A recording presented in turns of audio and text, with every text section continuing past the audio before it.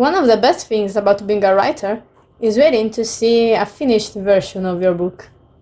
And if you are the designer of your own cover, this can also be an anxiety-inducing process, especially if you didn't order a proof copy of your book, as I did for my newest publication. But I've eventually got mail with the offer copy of my newest book, published July 26th. And the book is When the Spring Comes. When the Spring Comes is a folk horror with a touch of mystery, set in 19th century Sardinia. In particular, in the village of Riola Sardo near Oristano. The book centers the old pagan cults of the god of rain and water, who is commonly known as Maimone. The book actually turned out to be a little longer than I expected, with 400 pages. So it all starts when the children of the village of Riola start disappearing with no apparent reason.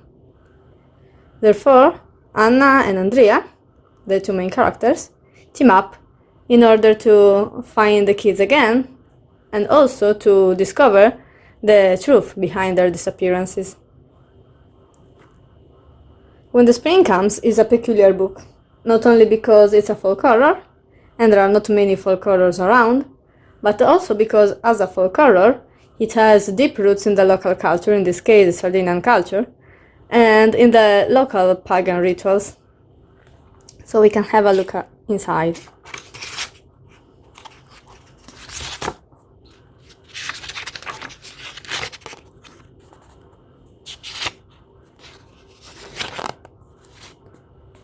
Throughout the book there will be some introductions like this one, which will help understand the real metaphorical meaning behind the book. And water, for example, is one of them. As I said, the book centers around all the pagan cults of water. We also have a prologue. I like prologues. And in this case, you can also see in the header the picture of some flowers. In particular, this is Oxalis pescapre, which is a picture I took myself in the garden. And flowers are also one of the recurring metaphors and symbolism throughout the book.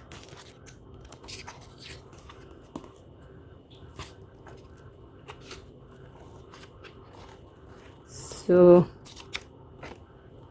here, for example, we have death.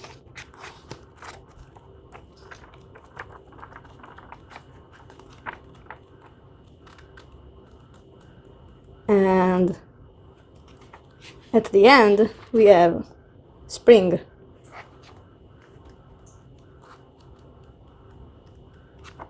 The very end also features an offer note where I explain all the folklore behind the story.